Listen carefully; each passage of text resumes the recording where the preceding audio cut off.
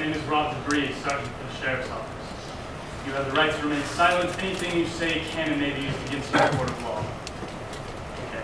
So you guys, you and Russ, you're at the fireside by yourself, right? Yeah. Okay. Where do you go after you leave the fireside? Some kid wanted to ride home. What's he look like? Like a queer, such a queer dude. He looks like a queer? Yeah, like a fat, you know? Okay. How did you meet him? Well, dude was drunk and he needed a ride home, so I was like, well, you're drunk, let's give him a ride home. When did you and Russ first talk about jacking him up? Kind of talked about it at the bar. Okay. What happened next? We drove up past Walmart. We got over there, starts grabbing my legs, starts grabbing my genitals, and I was like, look, I'm not a fucking faggot. If you touch me again, you're gonna get it.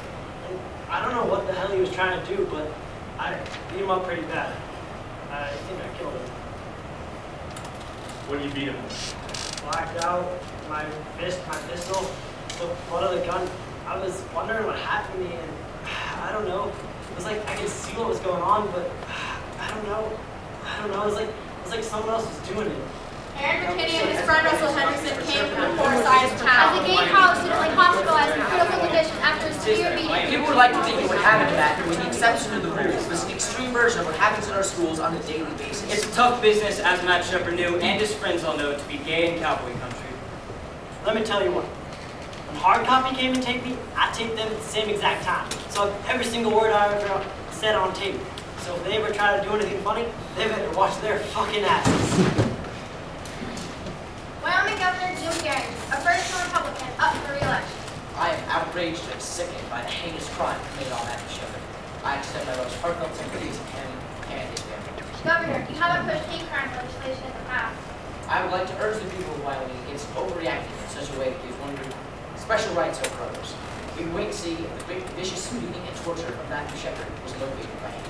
Bill McKinney, father of one of the accused. Had this been a heterosexual, these two boys decided to take out drums and that would have made the national news.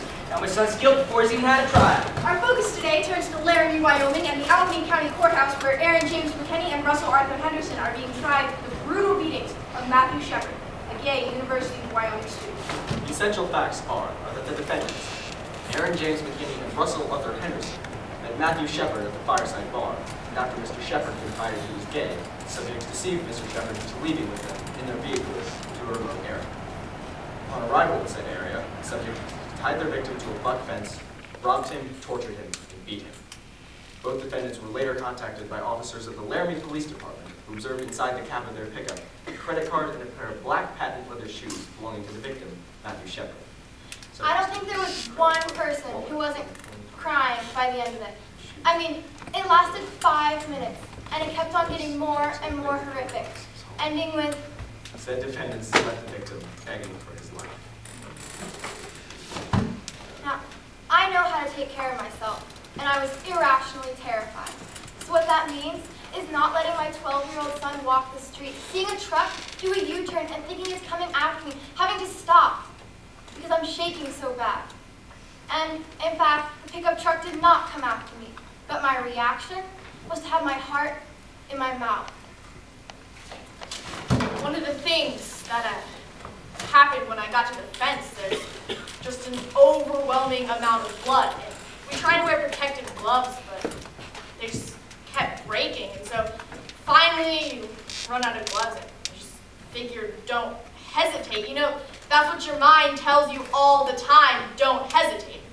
So you just keep moving and try to help Matthew find an airway, and that's what you do, you know? The thing that I wasn't telling you before is that Reggie is my daughter.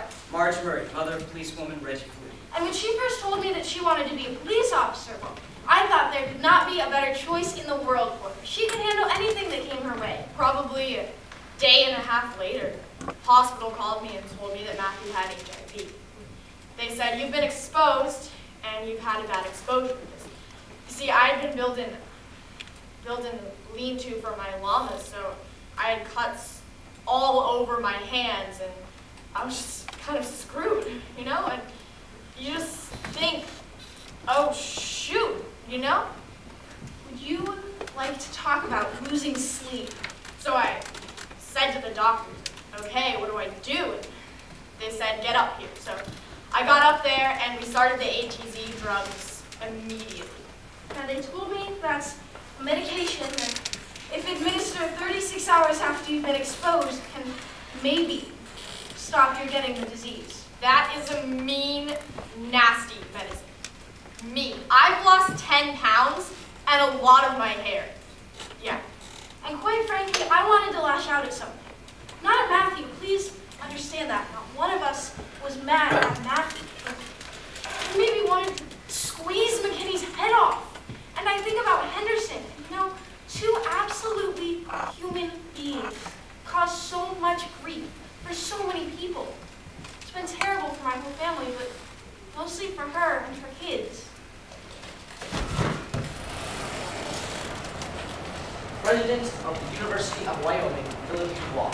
Well, this is a young person who read my statement on the Denver Post story. Sent me an email directly and said, You and the straight people of Laramie and Wyoming are guilty of the beating of Matthew Shepard, just as the Germans who looked the other way are guilty of the deaths of the Jews, the Gypsies, and the homosexuals. Unless and until you acknowledge that Matthew Shepard's beating was not just a random occurrence, not just the work of a couple of random crazies, you have Matthew's blood on your hands. I can't begin to tell you what this does to me. It's like, you can't possibly know what I'm thinking. You can't possibly know what this has done to me and my family and my community. Matthew Shepard medical update at 9 a.m. Sunday, October 11th. As of 9 a.m. today, Matthew Shepard remains in critical condition. The family continues to emphasize that media respects their privacy. The family also wishes to thank the American public for their kind thoughts and concerns for Matthew.